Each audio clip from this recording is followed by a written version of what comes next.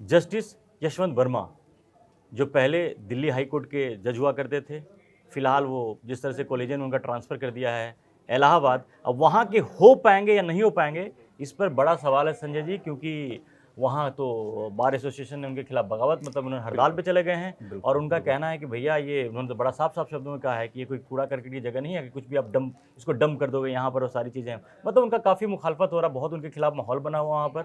और लेकिन साथ में जो कॉलेजियम ने उनका ट्रांसफ़र किया है, उसके बाद कंडीशन ये भी लगाई कि फिलहाल वो कोई किसी जजमेंट वगैरह कहीं वो अपना हाँ, ड्यूटी कुछ से दूर कर रहेंगे, नहीं वो सकते। तमाम हाँ, टर्म्स कंडीशन है। हाँ, इस बीच में अपडेट ये है कि डीसीपी लेवल का ऑफिसर जो है आज दिल्ली में जो यशवंत वर्मा का जो जस्टिस यशवंत वर्मा का जो आवास है, वहाँ पर डीसीपी लेवल का वो पुलिस ऑफिसर गए हैं, वहाँ पर जांच शुरू हुई है नए सिरे से।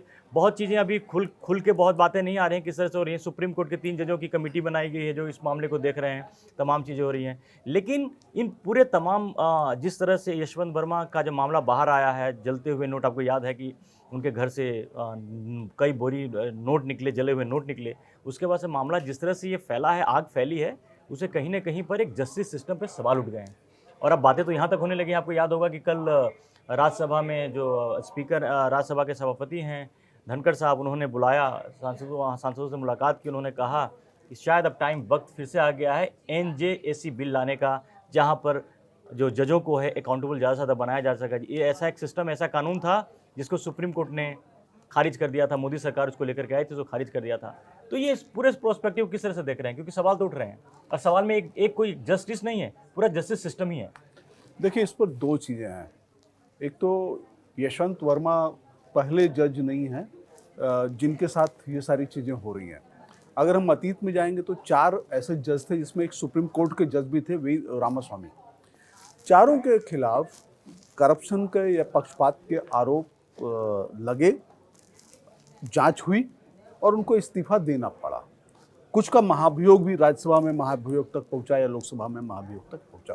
तो इस सिस्टम पर, हमारे न्यायपालिका पर सवाल तो उठते रहे हैं, लेकिन ये माना जाता है कि न्यायपालिका चूंकि हमारा लोकतंत्र का एक खंभा है और वो एक ऐसा सिस्टम है जिसको किसी भी तरह से दूसरे जो खंभे हैं उनसे प्रभावित नहीं होना चाहिए, खुद का अपना एक सिस्टम बनाना चाहिए। शायद इसीलिए कोलिजियम बनने की शुरुआत हुई। जो आप बता रहे हैं कि जो मोदी सरकार ने कानून एक बनाया था, उसकी मुखालफत हुई, उसमें ये कहा गया कि नहीं साहब, अगर ये कानून आ गया तो सरकार की दखलंदाजी बढ़ जाएगी न्यायपालिका में। तो ये सारी चीज़ें रही हैं, लेकिन हाँ, अब जो चीज़ें हैं उसमें लगता है कि अब कुछ होना चाहिए। मैंने वक्त आ गया है हाँ। कि अब इस सिस्टम में कहीं ना कहीं सिस्टम में तो कमी है, क्योंकि जिस तरह से कॉलेजियम ने भी इतना गंभीर मसला था संजय जी, जहां पर एक जज के घर से जले हुए नोट पाए जाते हैं और बहुत करोड़ों करोड़ों करोड़ों में थे, इस पर अब किसी को डाउट रहने गया है। उसके बाद कार्रवाई के नाम पर यह हुआ कि आप उनको ट्रांसफर कर देते हो, और ट्रांसफर उनके पेरेंट जो पहले से जहां से इलाहाबाद से हाई कोर्ट से आए तो वहीं कर दिया। और जिस तरह से बाकी जो हालात बन रहे हैं कि आप वहाँ के, आप देखिए कितने शर्मनाक स्थिति जिसको कहा जाएगी कि वहाँ के वकील कहते हैं कि नहीं जी, हम इनको तो नहीं आने देंगे यहाँ पर। तो ये पूरे सिस्टम पर एक तरह से सवाल तो उठ ही रहा है। और साथ साथ जिस तरह के हालात बने हैं, तो जितना ये समय आगे निकल रहा है उस सिस्टम पे और सवाल उठ रहे हैं। और अब देखिए कार्यपालिका का भी, जैसे जैसे आपने लोकतंत्र की बात की, उसमें न्यायपालिका की अलग भूमिका है, कार्यपालिका की अलग भूमिका है।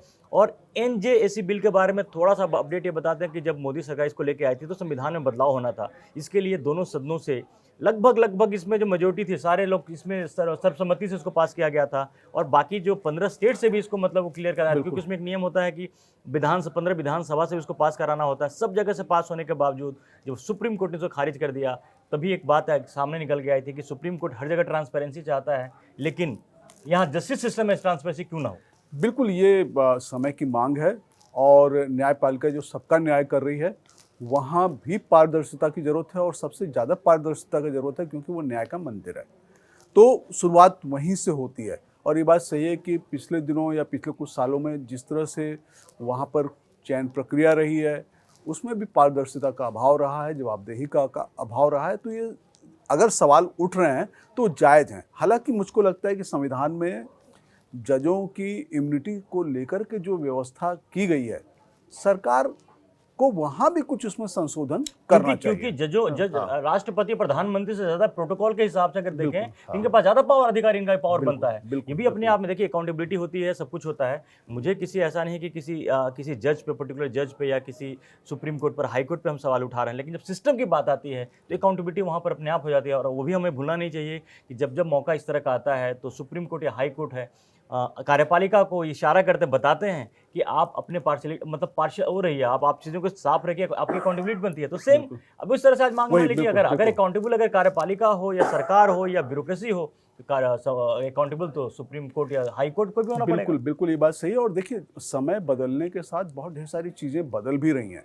तो क्षय हर जगह हो रहा है, और वो उस क्षय का जो असर है वो न्यायपालिका में उसके फैसलों पर, उसके जजों के आचरण पर भी पिछले कुछ दिनों से लगातार दिख ही रहा है। कोई जज किसी फैसले में ऐसी अनुचित बात कहता है या एक अनुचित कार्रवाई को, अनुचित कृत्य को अलग तरीके से गलत, मतलब सही ठहराता है कि सुप्रीम कोर्ट को आना पड़ता है। आज की खबर है, सुप्रीम कोर्ट ने इलाहाबाद जो हाई कोर्ट की जो रेप को लेकर के जो जज ने टिप्पणी की थी, सुप्रीम कोर्ट ने आज उसको कहा इसको कार्रवाई से निकाल दीजिए, हटा दिए।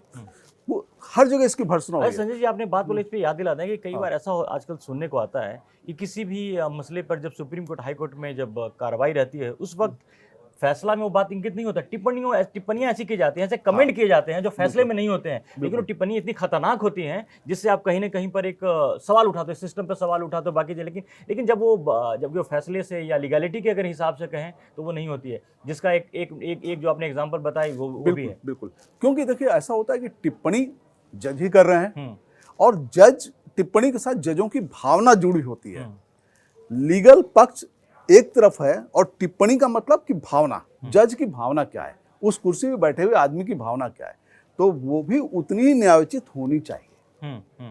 अब जैसे एनजेसी बिल की बात, थोड़ा सा उसको, चूंकि मामला उसका आ गया है, तो जो सिस्टम, जो सरकार जो पिछले बार कानून लेकर के आई थी, उसमें एनजेसी में जब हाई कोर्ट और सुप्रीम कोर्ट के जज का जब सिलेक्शन होने के लिए जो सिस्टम था, उस सिस्टम के अंदर में, उस सिस्टम के सुप्रीम कोर्ट के चीफ जस्टिस हेड करते, उसमें प्राइम मिनिस्टर होते, उसमें अपोजिशन का लीडर होता, उसमें सुप्रीम कोर्ट के 2 जज होते, कानून मंत्री का प्रावधान था, और 2 एमिनेंट सिटीजन जिसके सिलेक्शन में भी सुप्रीम कोर्ट के चीफ जस्टिस का, प्रधानमंत्री का भी रोल होता। ऐसे एमिनेंट, जिसके मतलब उस एमिनेंट में भी एक इन्होंने क्या किया था, एक कुर्सी के लिए, एक मेंबर्स के लिए ऐसा रखा था जिसमें महिला हो, दलित हो, शेड्यूल्ड ट्राइब्स हो, या ओबीसी से हो। तो वहाँ इन्होंने पूरा ध्यान रखा था कि उस पूरे सिस्टम में पूरे समाज की सहभागिता हो। लेकिन उसको जिस तरह से, और उस बार भी क्या हुआ था कि मोदी सरकार के आने के बाद आप देखें कि मोदी सरकार और विपक्ष के बीच कभी वो तालमेल वैसा रहा नहीं है, लेकिन अभूतपूर्व था कि उसमें लगभग सारी पार्टियों ने सपोर्ट किया, और 15 विधानसभाओं से भी चूंकि आधे का मसला था कि आधे स्टेट से पास, सबकी एक सर्वसम्मति बन गई थी। तो इस तरह का चीज जो कानून सम्मत था, संविधान के मुताबिक था, उसको सुप्रीम कोर्ट ने रिजेक्ट कर दिया, खारिज कर दिया, एकदम से खारिज कर दिया। और आज जिस सिस्टम को चला रहे, कॉलेजियन सिस्टम, जिसके संविधान में कहीं है ही नहीं, चर्चा ही नहीं है कि भाई कॉलेजियन सिस्टम होना क्या चाहिए। अब उसमें बार बार ये बात आती है कि आप फेवरिज्म की बात भी उठती है, या फिर सिलेक्शन को लेकर सवाल उठते हैं। तो अब इस स्थिति में ऐसा क्या लगता है कि एनजेसी बिल फिर से ऐसा है, अब लग रहा है कि सरकार फिर से लाएगी, या दबाव में तो है, न्यायपालिका दबाव में तो है, लेकिन क्या आपको लगता है कि फिजिबल दिखता है आपको ये पास होना?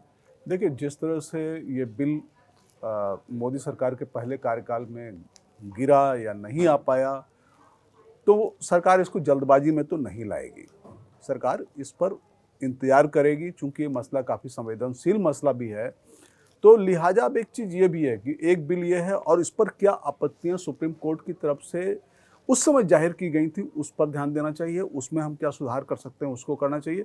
आपस में बैठ करके सीजेआई के साथ सरकार भी बैठे, प्रधानमंत्री बैठे, बैठ करके इस पर एक बार विचार करें कि भाई ये सारी जो चीज़ें हैं, मुख्य न्यायाधीश भी चाहते होंगे एक बेहतर न्याय का सिस्टम निकले, जजों की बेहतर नियुक्तियां हुई, अच्छे जज आएँ, सरकार भी यही चाहती है। तो बैठ करके इसका एक रास्ता निकलना चाहिए, क्योंकि अब सवाल उठ रहा है, और जब सवाल उठ रहा है तो ये सभी तरफ उठ रहा है, सबके लिए उठ रहा है।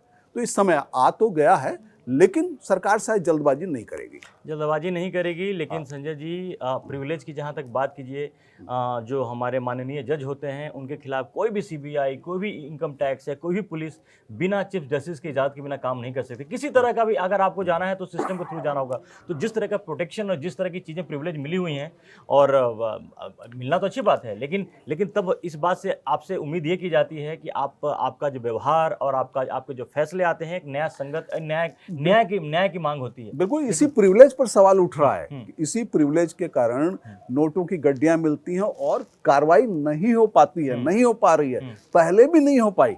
वो जज इस्तीफा दे के चले गए, लेकिन वहां भी बड़ी दिक्कत आती है। तो ये सवाल इसी प्रिविलेज का है और इसमें संशोधन का है। अगर इसमें संशोधन, पहली शर्त है इसमें होना ही चाहिए और कर देना चाहिए, वो समय आया है कि जजों को जो इम्यूनिटी मिली हुई है उसकी शायद ठीक है, उसकी मूल भावना समझी जा सकती है कि जज पर आरोप लग सकते हैं या तमाम फैसले करते हैं, इसलिए उनके ऊपर टीका टिप्पणी हो सकती है, लेकिन उसमें अब संशोधन का समय है, आ गया है संशोधन का समय। क्या एक बात और है, आपको लगता है कि जस्टिस यशवंत वर्मा के मामले में जिस तरह की बातें आई हैं, कोई सही जांच, सही दिशा में जाके कोई ऐसी कार्रवाई होगी, या ये ट्रांसफर तक ये काम यहीं पे खत्म? देखिए, जो मैंने आपसे पहले कहा कि 4 जजों पर इस तरह के आरोप लगे हैं, उसमें से 2-3 ऐसे मामले थे, बल्कि 3 ऐसे मामले थे जहां पे जांच हुई और जजों को दोषी पाया गया। और फिर ये मामला जो आगे आता है कि फिर इस संसद में गया, वहां पे महाभियोग पेश किया गया और इन्होंने इस्तीफा दिया। तो मुझको तो लगता है कि भारत सरकार की जो प्रक्रिया है, सारी चीज़ें हैं, मुझको जांच में भरोसा है, जांच बेहतर होनी चाहिए। सारी जनता की नज़र, सबकी नज़र उस तरफ है, तो जांच अभी तक ठीक हुई है, उसमें मुझको लगता है कि वो सही होगी। चलिए, इस बात को हमारे धनखड़ साहब ने भी कल चीफ जस्टिस के लेकर उन्होंने कहा था कि उन्होंने बड़ा अच्छा किया, उन्होंने जो सुप्रीम कोर्ट का जो वेबसाइट है उसमें सारा डिटेल जो भी उनके पास था उसको डाल दिया था, तभी ये बातें सामने भी आई हैं। तो हमें देखिए, अब सवाल सिर्फ जस्टिस यशवंत वर्मा का नहीं है, सवाल पूरे जो हमारे जुडिशल सिस्टम पे सवाल उठ रहे हैं, और इसको जितनी जल्दी जो हमारी सुप्रीम कोर्ट, जितने भी हमारे बैठे हैं जो चला रहे हैं पूरी जुडिशरी को, इस मामले को जितना जल्दी अगर इसको सॉल्व करके एक आगे का रास्ता बनाएंगे, जब तक नहीं बनाएंगे चीज़ें सवाल तो उठेंगी। एक शक के दायरे में तो आ गया है, बिल्कुल, और जिससे क्या क्रेडिबिलिटी का जो असर है यशवंत वर्मा के थ्रू ये पूरे सिस्टम पे बिल्कुल और कम से कम न्यायपालिका एक पवित्र मंदिर की तरह से है, सबका न्याय करती है, जनता को आखिरी उम्मीद वही होती है। बिल्कुल, और वो न्याय करती भी रही है, इसलिए सबसे ज्यादा उम्मीदें भी है कि वो सबसे ज्यादा साफ सुथरी रहे। तो हम भी उम्मीद करें कि इस उम्मीद पर हमारा जो सिस्टम है, judicial system, supreme court, high court, जितने भी हैं अब जिनके पास आज ये पूरा मसला है, इसको हम भी इस बात की उम्मीद करते हैं कि इसको जल्दी से सुलझाएं और अपनी जो क्रेडिबिलिटी है, अपना जो एक सिस्टम है, उसको ऐसा बनाएं कि लोगों का भरोसा और विश्वास बना रहे। फिलहाल के लिए इतना ही, शुक्रिया।